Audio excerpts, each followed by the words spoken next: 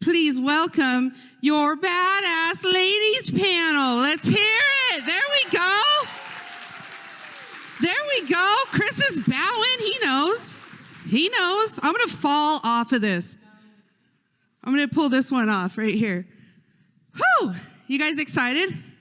Just finished lunch? How good was lunch? Christian always has the best meals. Like they're easy. You can sit down, you can eat, get it done. Thank you, CB. So we are going to get it started off. And I love giving directions. And I love how open-minded women are. And they always think everything through, right? And they're like, what chair are we going to be in? And I'm like, 1, 2, 3, 4. And they sat in the wrong order. Because in my head, it was like 1, 2, 3, 4. But we're cool. We got this. So first, I am going to introduce Grace Merwin here. Who's ever had a selfie taken with Grace Merwin? She is the best. Am I not all right? Absolute best. So Grace, I want you to stand up. Go ahead and stand up and tell everyone, I really have to do this. Tell everyone a little bit about how you got started in the Medicare space and a little bit about language barriers as you came through. Ready? Yes. Okay, I'm so excited to be here. Very nervous since this is out of my comfort zone to speak in front of people in a different language. Believe me, that is not easy for me, but I'm working on getting out of my comfort zone and just being there. Just tell people what I do. So I just want to share a little bit about how I got into the insurance business, and that was actually in one of the events. In one event that Tony, he got a couple of tickets and said, hey, let's go with me to Dallas. I don't want to drive by myself. Go with me. If you don't want to go, just you stay in the pool. You can go have a... go to the spa, but I said, no, I'm going to be there. I just want to see what that is. And it was so powerful. It was so inspiring for me, especially seeing couples working together, successful couples, and I just vision myself working with Tony and this. and I just said, I didn't say it loud, I didn't say it to anybody, but I just said to myself, I'm coming to this event next year with my license. And guess what? I did it. Isn't she awesome? So one of the things, Grace, that I also want to talk to you about is how many of you guys in the room grew up with parents that were like, we just work, right? Or women, even some men, you're just going to get married and this is how we live. Right? We don't want to be too flashy, that kind of stuff. Well, Grace, you have broke the mold for your family, right? Out of Colombia, you're the only person doing what you're doing. Do you want to talk a little bit about that? Yes. Well, I'm the only one out of the country is looking for better opportunities. I see just a few Hispanics people, Latino people here, and that is actually what we, the ones that we, well, some of them, they're born here, but the ones that we leave our countries is looking for better opportunities, not only for us, but our families. And believe me, the why that I remember every day that pushes me to do better and grow in my business is my family, because I want to break the poverty cycle in my family. That's incredible. That's why I'm creating this, not only for me, but for them and people looking to bring abundance into their life. Isn't that incredible? Breaking the cycle. And you guys are watching her do it. She's taking selfies with you while she's doing it. So I can't help but coach. I want everybody, those of you guys that are just scrolling through your phone, I see you, first of all. Just saying. Second of all, get out your phone, take a picture of Grace, and post it to your socials. You guys, that's what we call digital currency. Spend that digital currency all day long. Tag Christian, tag Grace when you're taking her picture. Do the next person, do the next person. Speakers that come through, it makes you look cool, it makes them look cool.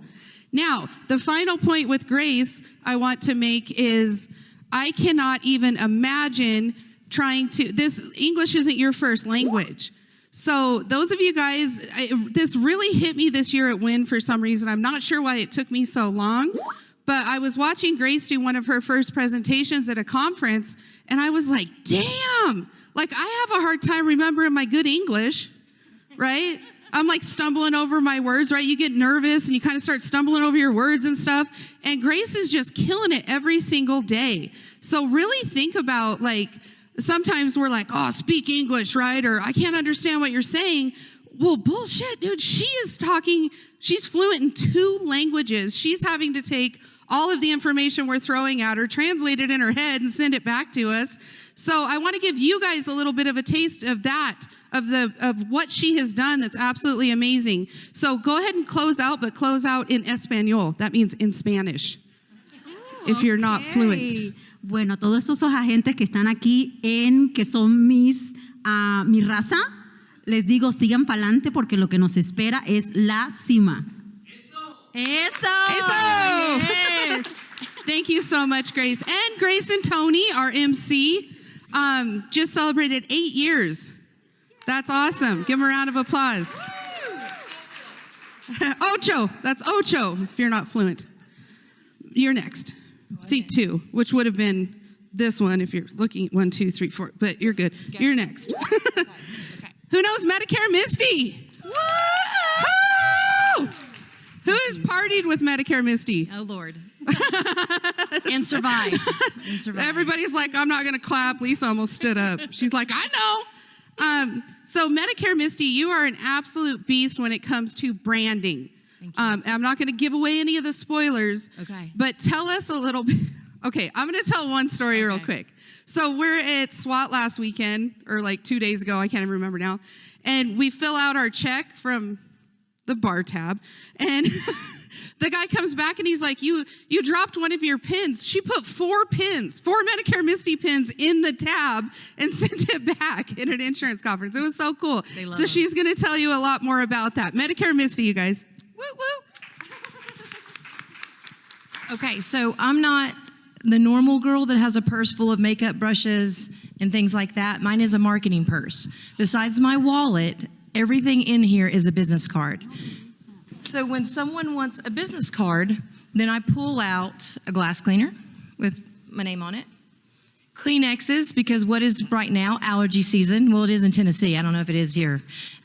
So Kleenexes with my name on it, because they're going to lose a business card, but they're going to use Kleenexes. They're going to use the eyeglass. I have chapstick. Oh, matches.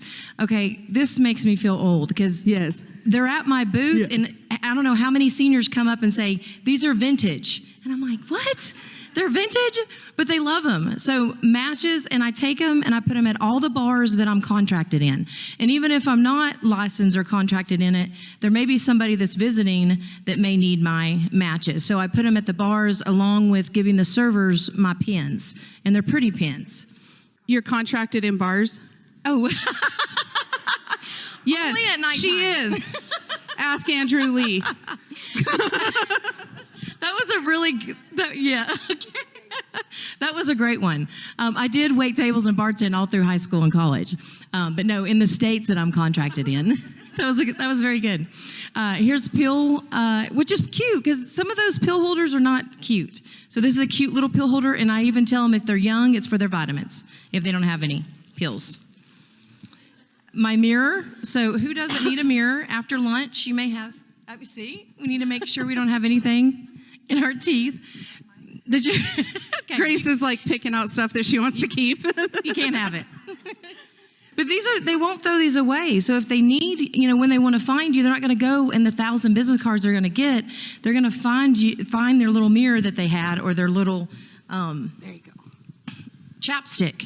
Who doesn't need chapstick? I am like one of those girls that goes on to Raw and Naked, or what's it called, in the woods, and you're only allowed to bring one thing. Oh, yeah. I wouldn't play that game, but yeah. Okay. Chapstick. I'd be the girl that just needs some chapstick. And so my name, number is on the chapstick. And then I have my own magazine, because not only branding is important, retention is important. Work harder, work smarter. Now, I wouldn't advise you to do your own magazine. I would go out and see Reminder Media Alexander, because it's too expensive, and he found a way to do it cheaper. and he markets with the community, like put a doctor or a pharmacy in here and then put your magazine out there. And it goes to my clients quarterly. So I'm touching them quarterly, and then I put a client, an agent, and a community partner in my magazine, which is phenomenal. So that's all in my purse. I think that's all of it. And my pins. You want to see it? Can you see the pin at the bottom? The pins are awesome. And I get them black in rose. This is maroon and rose or navy and rose. And pins.com is where I get most of this stuff, or 4imprint.com, which is very cheap. And what they do every day, they'll send you, we only have 20 items at this price, and they're very, very cheap. So all of this, I probably spent under $200 for each thing for about $300 or $400. So I'm always looking to leave my name behind. Branding is a little bit more expensive, so you start out, like Christian said, with organically, and then once you build your name up in the community and your residual income, then you can start branding doing that. Am I good? No. Don't? What do you guys think? Pretty cool? Can you guys do that? Who here would think it's really cool to pick up a matchbook? Who here is too young to know what a matchbook is? Chris is like, I don't know what a matchbook is. Tell them what else you put your name on. You've got your name on some pretty cool stuff. I got a race car, my own race car, which has been my dream. So I've had a dream of little things I wanted to do as I was a little girl. Like one day I'm gonna have my name on a race car. So, but I sponsor people that have a story too, because I have a story, and I'm sure all of you guys have a story. I come from nothing. My parents were 60 when they had me. I've been in foster care. A horrible story. And so when I partner with people and I put my name on things, I want to make sure that they have a story that we can partner together. And she was 18, quit college. Her grandfather that was military was a driver. Her brother's Down syndrome and other brothers in the military. And she works 2 jobs to do this. So I partnered with her to get my name on a race car. I'm on the city buses that go around town, 8 city buses. So they run from 5 a.m., I think, to 11 p.m. all around town. Billboards, of course. Billboards are the most expensive thing, but if you find the right one, they do pay off. And you want to make sure you're hearing, hey, I saw you on the billboard. My son's like, every day he hears one of his friends, because they were always at our house growing up, Mom, so-and-so saw you on the billboard, or so-and-so saw you in your magazine. So when I know it's working, then I keep doing things like that, so that everywhere I go, I try to put my name on it. If my name will fit on it, then I try to put it on it. Cooking show. Live show. You've got all kinds of stuff out there. I have my own talk show every Tuesday, and I have a podcast, and I'm on almost every radio and every TV station also too. So let's do a poll here of you guys. You use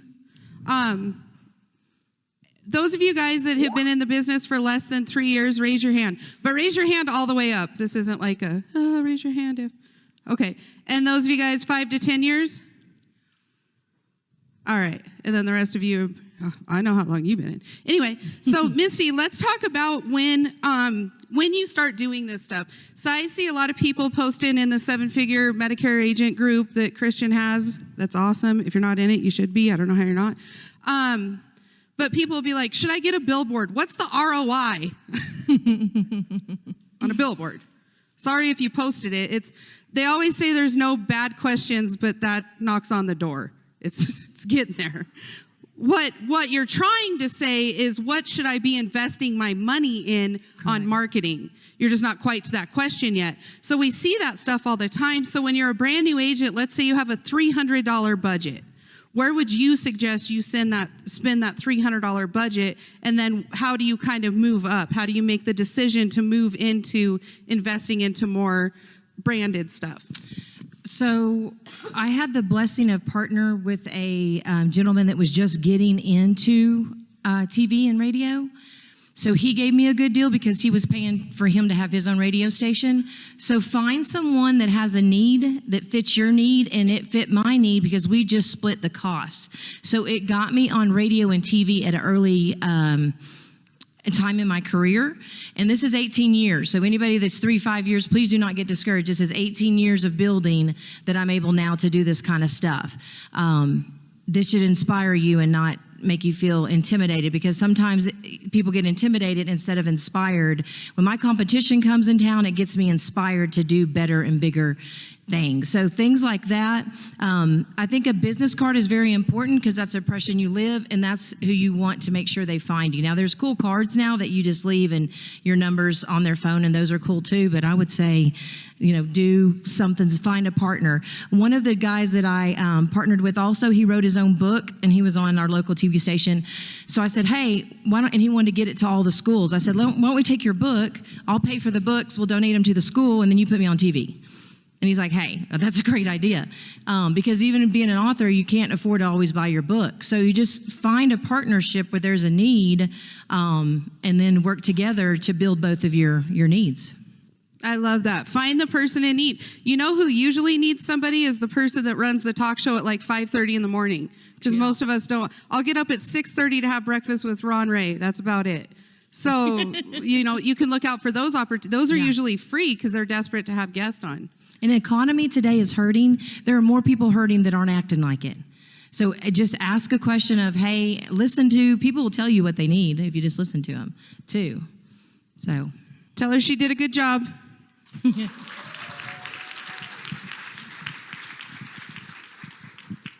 right. I don't have a race car, so I don't know what you're going to ask. Emily.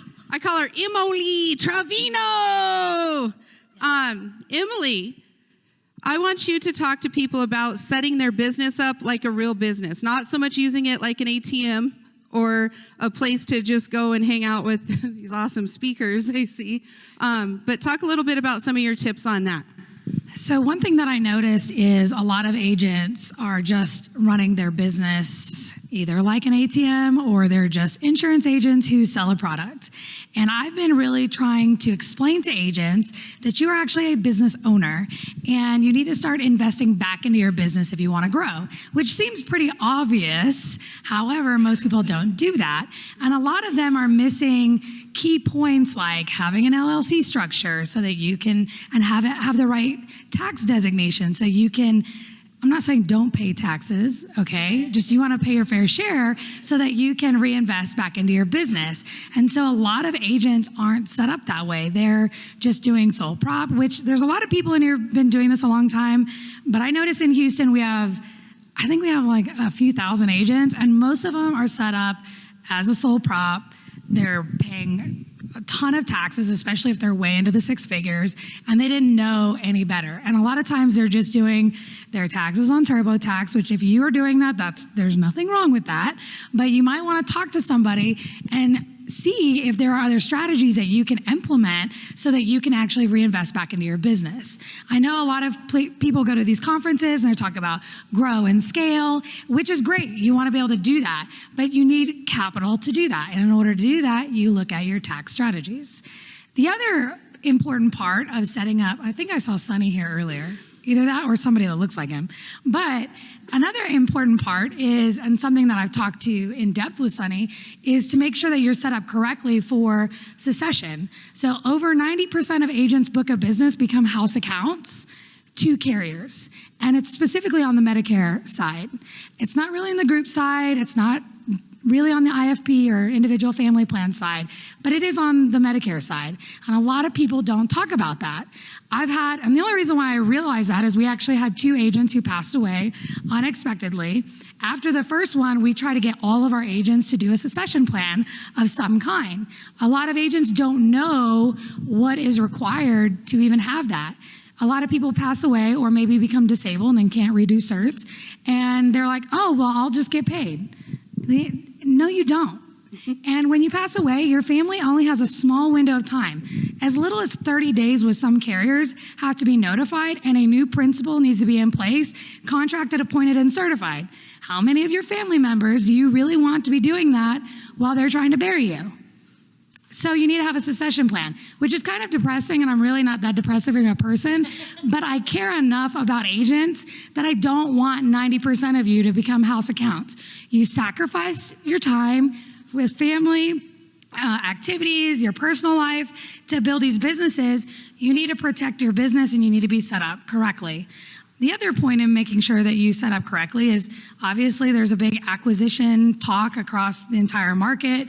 If you don't know about it, you should probably just start paying attention. But your book of business is actually very valuable. And it's more valuable if you're set up correctly. You have the right systems and processes, like you have an actual business banking account, which some of you are like, yeah, I already know all this stuff. But a lot of agents don't. In fact, 90% don't. So that's why I try to explain to people it is important to treat this like a business. It's important to meet with a tax strategist. It's important to make sure that your accountant or whoever's doing your stuff, that you get a second opinion. I don't know if you guys know you can do that, but you can go to other accountants, give them your previous tax returns. They can let you know what savings they could have offered you. And that's really important to do, especially if you're wanting to reinvest. We have a lot of people going after Facebook marketing, digital, SEO, chat, GPT, you name it, but you need capital to do that. And a lot of times you already have the capital, you're just paying too much for it. So I want you to, if you're not set up like that, you should probably get there.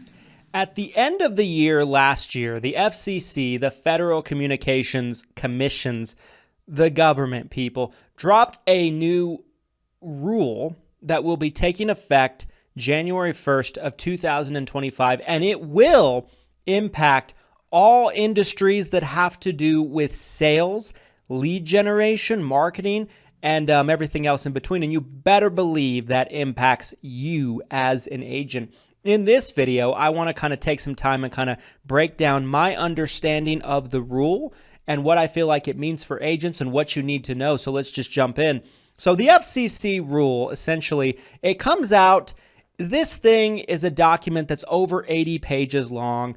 It's quite a bit of girth to it, and there's a lot of things that are being placed into it. And it's not fun to talk about, but we're in insurance, right? We understand that this stuff happens every day.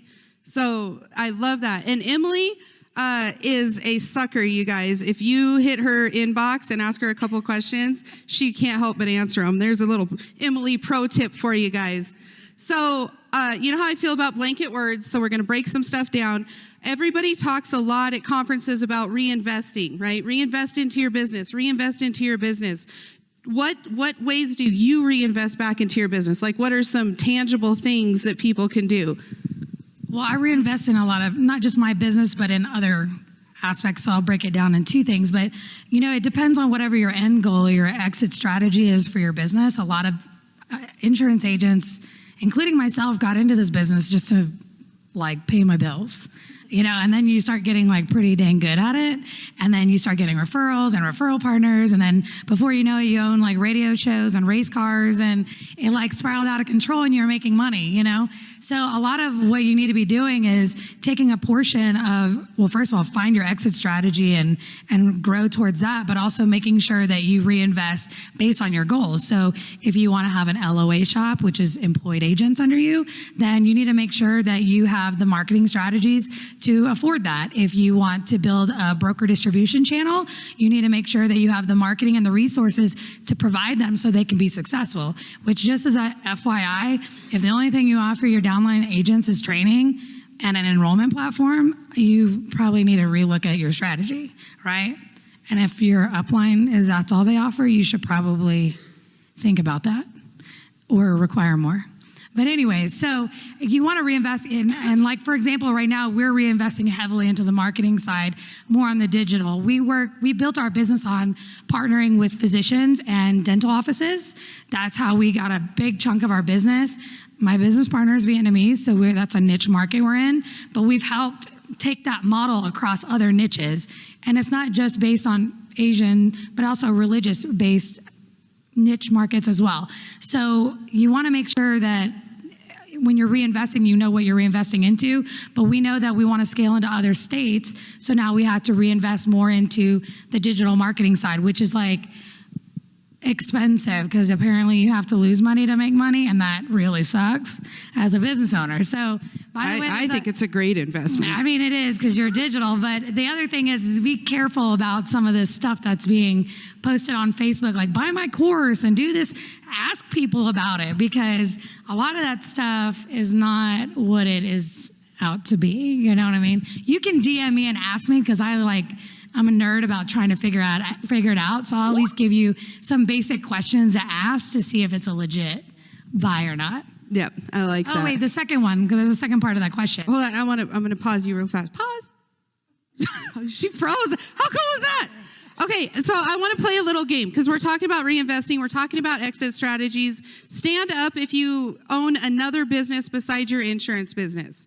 If you have a second source of income. 18, 7, 15, 12, 25, 8. So those of you guys that are new in the business, you're in the icky time, right? But if you do what Emily's saying, what did you just see here? Everybody that has followed the pattern, that has built a business, not just an ATM, then you can go in and you can start investing in other things. Now, if Medicare, all of a sudden tomorrow they said, you can't sell Medicare, you can't sell life insurance, you guys are gonna be fine, right?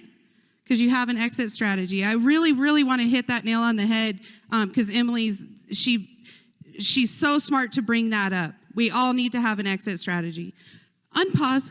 Thank you. So the other part of that was going into reinvesting into other businesses. Sometimes, you know, when you're making good money, you want to invest your money to make sure that that's how wealth is built. That's like what the billionaires do, right? Is they're investing their actual income into other opportunities, other businesses.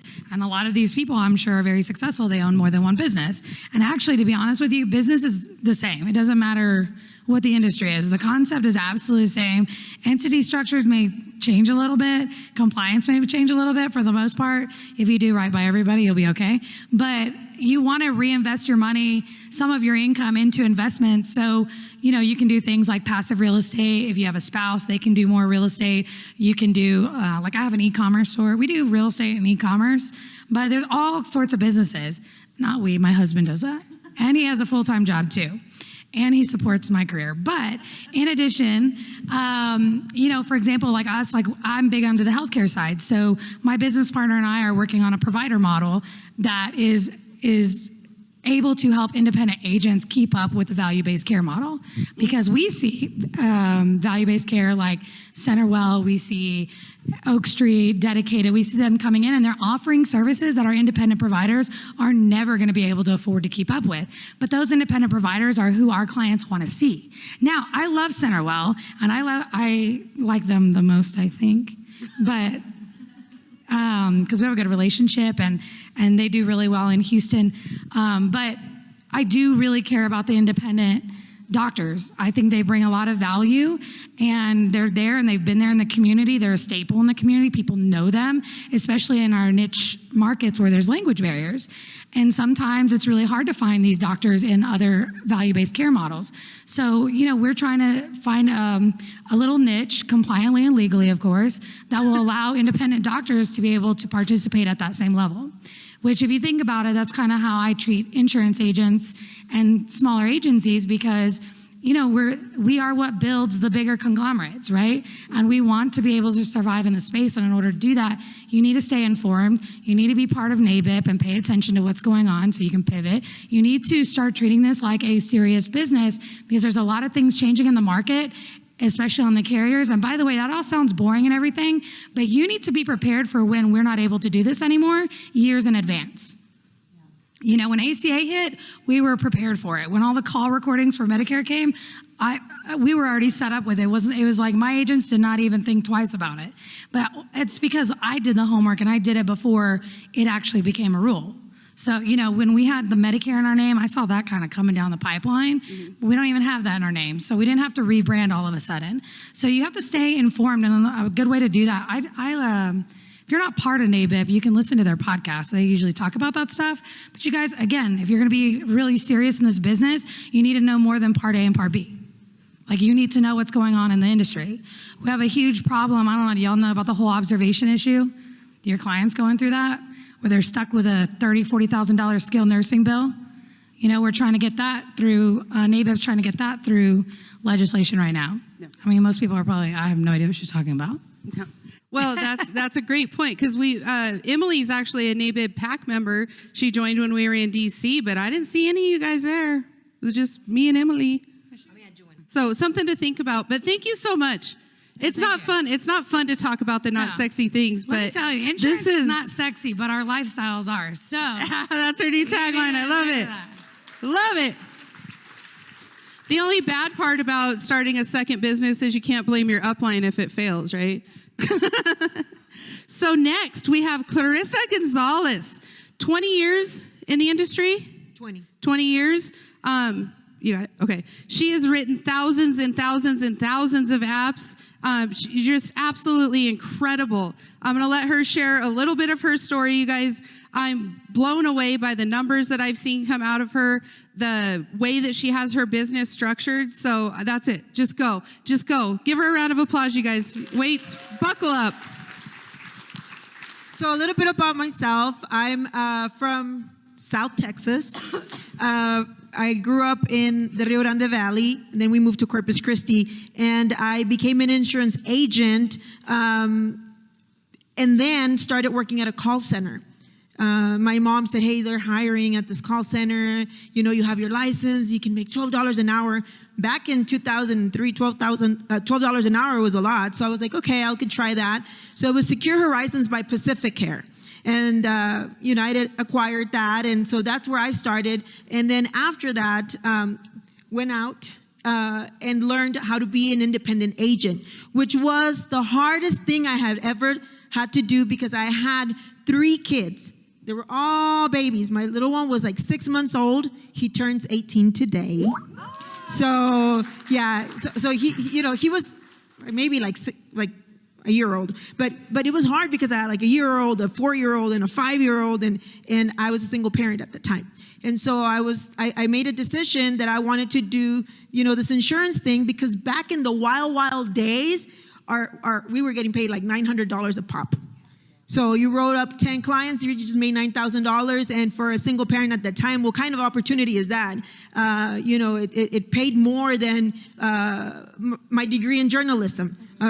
I was a reporter when I first came out of school, and that paid $6 an hour. So, it was kind of hard. But then I learned everything I had to learn about Medicare. And this is a difference, I think, between an agent that is successful and an agent that is not. You have to know everything about the subject at hand. So if you're going up to a person and you don't really know the ins and outs of Part A and Part B and Part C and the difference between, that's where I think some of the agents get overwhelmed.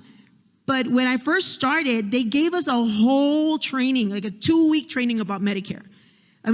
2 whole weeks, like the whole one day, Part A, second day, Part B, and you think, how does it take all day to learn about Part A?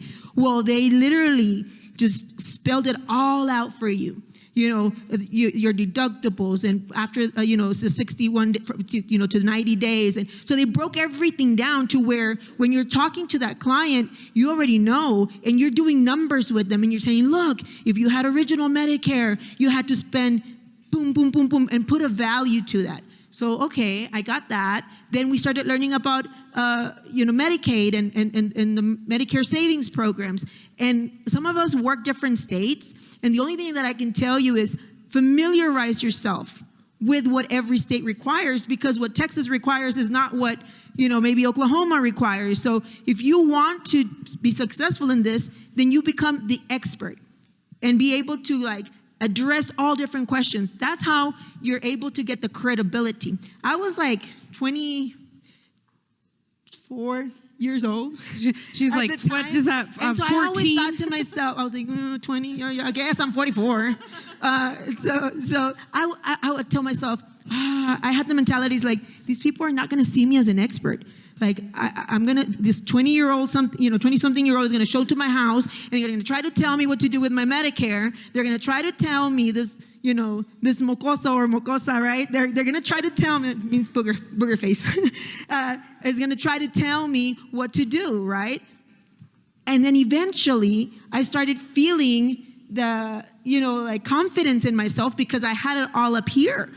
Every question they threw at me, I knew it. I knew the answer. So I kind of felt, okay, well, I'm the expert in this house, right? Because you just got Medicare, and what do you know about Medicare, right? So now you're answering all these questions, and you're doing it with confidence, and it doesn't matter what age you are, but if you don't have an answer to them, you're still going to be that mocosa, right? Like in that category. And so when my aunts and my uncles and my family members started calling me, asking me for advice, I said, oh crap, I made it. Like when your own family members, those are the hardest people to convince, right? So what do you do as an agent? Those of you that haven't been in the business for that long, you prepare for every single question that can come up to you. And how do you do that? You read, you watch podcasts, you educate yourself, you try to put yourselves in those position of questions that they're going to be asking you, because other than that, how you're going to be able to manage to be the expert? A lot of the times if they ask you a question, and I always tell my agents, I don't know is never an answer. So one of the things that you need if you're new in this industry, besides being able to put time aside to educate yourself, is to have somebody there that is going to answer those questions for you. Because at the beginning, it's never good to be alone. I love that. How awesome are these guys? You guys are hard to get a clap out of. I could dance. You guys can give those claps away for free. Do it again just for fun. Oh, you guys stop. Okay. So Clarissa, I love that you talk about the education of things, educating yourself to become an expert. One of the trends that we were talking about in the hallway earlier is people thinking insurance almost like an MLM mindset when they come in right away. I need to recruit 20, 30 agents. And I was surprised. I assumed you would have 5,000 agents. Talk a little bit about your thoughts on recruiting, when to recruit, and the difference of why you might not need to. If you're thinking about becoming there's a difference, okay? There's recruiting agencies and there's producing agencies. You have to know. Write that down. Recruiting agencies and producing agencies. A recruiting agency is an agency that just out there recruiting, hoping that maybe you guys are going to bring the sales, right? A producing agency is going to focus on the top producers, and they're going to mold them to be successful. Our agency, which is we've been like top producing agency for like WellCare in the state of Texas. We only have 60 agents. And I say only, but our production is in the thousands in a yearly basis. So we have these amazing producers that take care of their clients, that get referrals, that get, events, that put together all these things. And in the business, they say that out of 100 agents, 20 will produce and 80 won't. We focus on the 20% of the agents that produce. So I would much rather have 1,000 apps from 60 agents than 1,000 agents with 60 apps. So there's a lot of people, and I see this on social media, that said, oh, I just got my license yesterday. How can I start recruiting? Right? And I'm thinking, whoa. It is hard to have all the information in your brain. Even now, like 20 years later, there is not one day that I don't learn something new. Every single day I'm learning something new. And every single day something's changing. And our industry is ever changing, and and you have to keep up with the changes. I feel like the other day I was telling Eric, I was like, I feel with this whole AI stuff and with the whole, changing of technology, I feel like my mom when MySpace turned into Facebook, Like my mom was like, ¿qué es eso? El Twitter, And so you have to kind of keep up with everything, and it gets kind of hard, and you're new at this, and all of a sudden you're wanting to blindly guide a group of other agents that are also might be new, and it's like a total nightmare for me. That's like a compliance issue waiting to happen.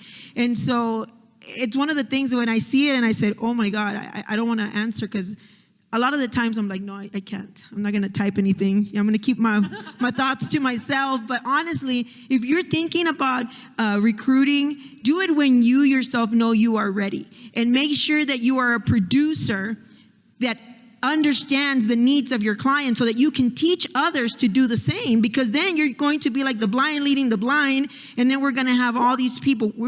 The Medicare, you're dealing with people that are sick. You're dealing with people that need their insurance, and one little mistake that we make because we might not inadvertently not know something can cost somebody a delay in their health care. I mean, I just had another agent in the Valley that moved somebody, and they were going to have a surgery the following week.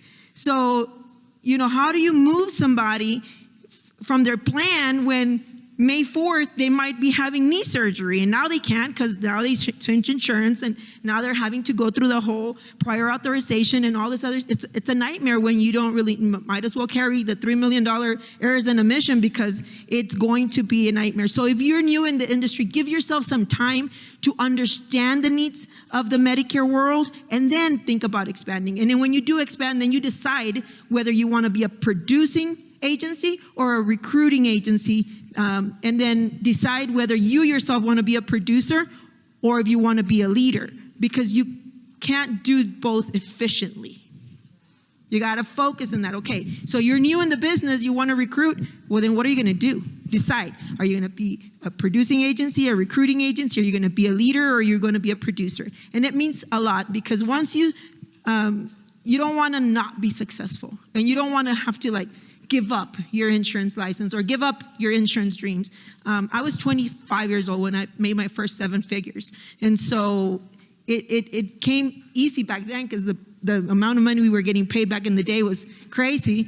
All I had to do was sell, 1,000 amps, and you just, made $1 million. But nowadays it's a little bit different, and there's a lot more compliance, and there's a lot more to look at. You have to be careful. I love that. So Clarissa, we're going to have you keep standing. Misty, you stand up. This is Misty's. Misty put this together for you guys. Everybody thank Misty with your hands. That sounded weird. So I want for every woman in this room to stand up real quick. Every woman in the room, stand up. Love it. So what I want you guys to do, the women like Clarissa that have been doing this for 20 years, she says it was easy. Who here thinks it was easy? Exactly. But what she did was she paved the way. So we hear a lot about, insurance is a male-dominated industry, and we hear that a lot, and Galen touched on that this morning. But these guys, Clarissa, broke those walls down for us. It's not that way really anymore. Like Galen said, you can walk up to Joshua Young's at the bar tonight and ask him whatever you want. They're not separating out and going and having cigars at the white-only golf course, and none of us can go, right? No women allowed. No, the doors have been knocked down by women like Clarissa. So I want you guys to thank her, and I want you to thank her like you mean it. Thank you for all of your work. And now everybody gets to stand up. You get to stand up, and you get to stand up. Zach Munger, pay attention. He's talking. Everybody stand up. I'm just teasing.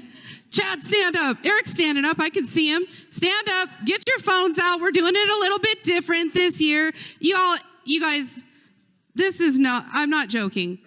I want you guys to really feel me on this. If you can't stand up when a speaker asks you to stand up, you're not writing 7 figures this year. And I mean that from love. You guys traveled here. We're all tired. We're all, a little hungry maybe. Maybe you want some sweets. But if you can't push through a 2-day conference, you need a hug. And it's not your upline that's ruining it for you, okay? So you guys shake it out. Get loose. Have a little bit of fun. DJ, not DJ Tanner. All right, we're going to dance it out a little bit. Look, I'm twerking. Eric, this is a twerk. It's what they call it. Get up here, Fiero. Get up here, Munger. Get up here, guys. Dance it out a little bit. I want you guys to take selfies with everybody around you. Selfie dance party! Let's do it. I'm twerking again. Where's Andrew Lee? Oh, Munger's in the house. Get those cameras up. Take those selfies. Get Get your cameras up. Take a selfie with the person next to you. I'll send them to you. You take my phone. Let it happen. Take a selfie. All of you guys were on your phone earlier. Here it is. Hey. What? 30-second selfie dance party. You got it. I'm seeing everyone's shoulders moving a little now. Here we go. Here we go. Ho. Andrew Lee, I'm twerking.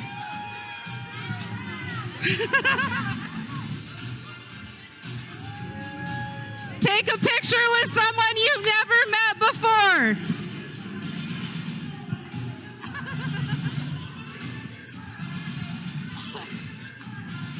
All right, we had an extra 10 minutes and we still went over. Thank you guys so much. Give the ladies a round of applause.